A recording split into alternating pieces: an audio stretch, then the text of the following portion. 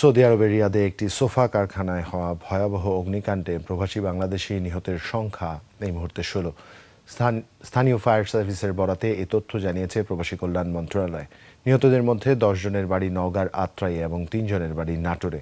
বাকিদের নাম, পরিচয় ও ঠিকানা এখনও নিশ্চিত হওয়া যায়নি। সেসব উদ্ধারে কাজ দেয়া প্রতিষ্ঠানটির সাথে যোগাযোগ রাখা হয়েছে। মরদেহ দ্রুত দেশে আনা, সহায়তা ও ক্ষতিপূরণের আশ্বাস দিয়েছে প্রবাসী কল্যাণ মন্ত্রণালয়। প্রত্যক্ষদর্শীরা জানান, রোববার কারখানার আগুন লাগার পর সেখানে অন্তত ১৭ জন বাংলাদেশি শ্রমিক আটকা পড়েন।